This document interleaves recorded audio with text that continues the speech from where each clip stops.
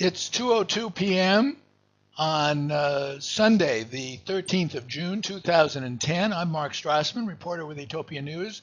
I'm about to talk to Dr. William Kelleher. Welcome to Ethiopia News. Thanks for having me, Mark.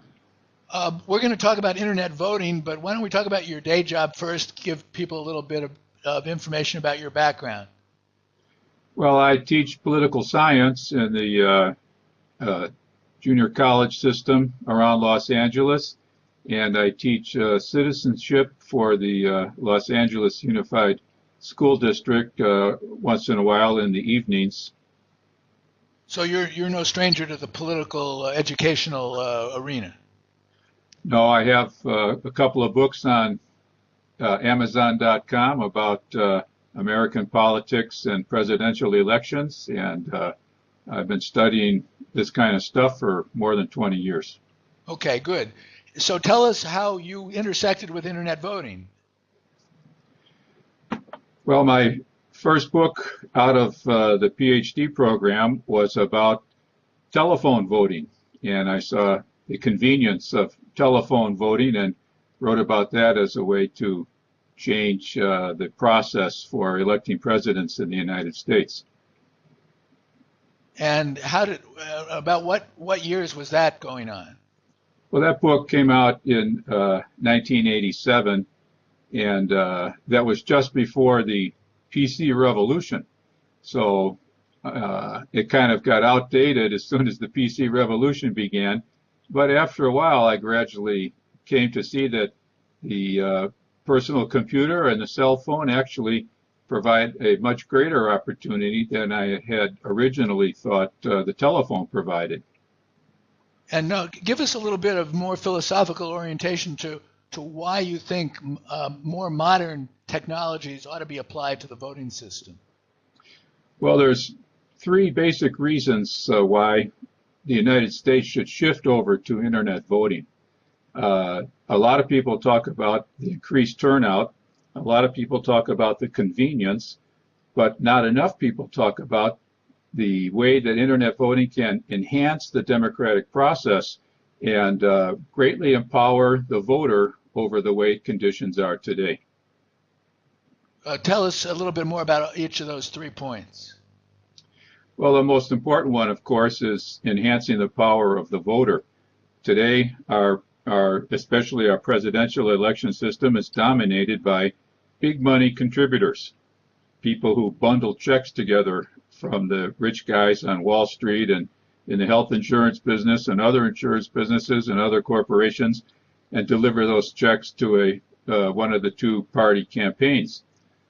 This alienates voters and takes their power away.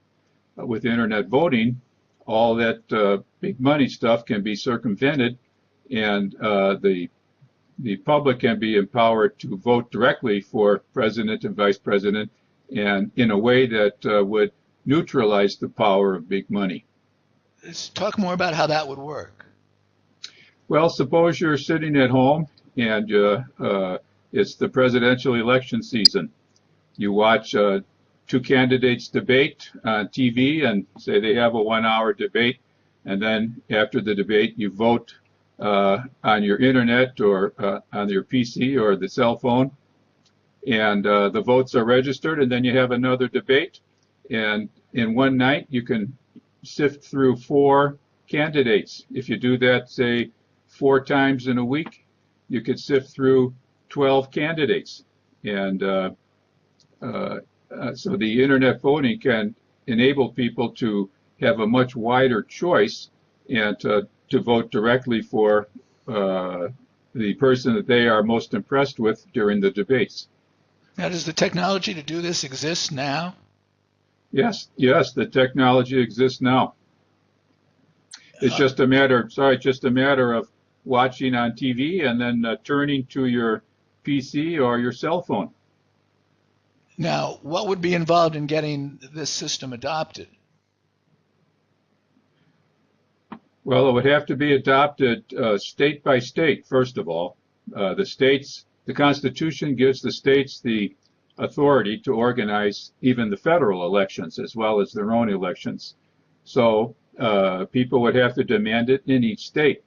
and the states would have to establish the system by organizing the technology and changing the laws to enable the states to conduct elections as I suggested.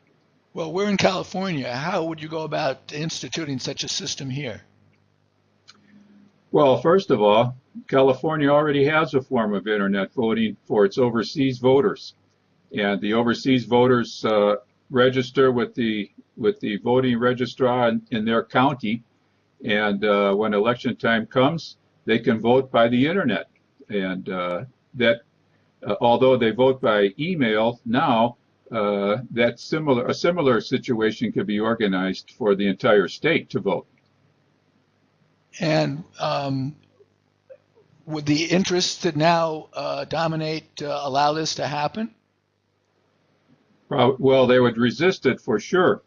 That's why it's important for people to understand the opportunity that internet voting gives us to take power away from the established moneyed interest. Well, but some political change has to be implemented either through the initiative or the legislature in order to implement this. And wouldn't you expect that the vested interests would continue to resist it in those fora?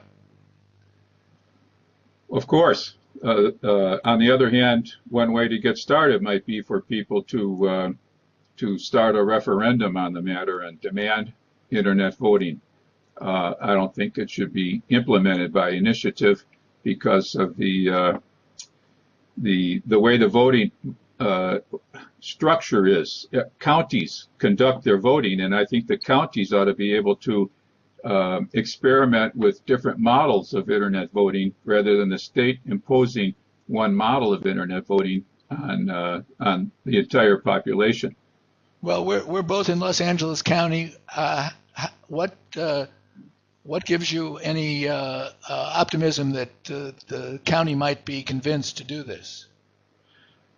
Well, one big reason for the county is that internet voting is very much cheaper than the paper-based voting systems we have now.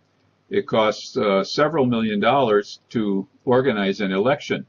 Polling places have to be set up, the purchase of machines, and there's some volunteers, but people are paid to man the polls.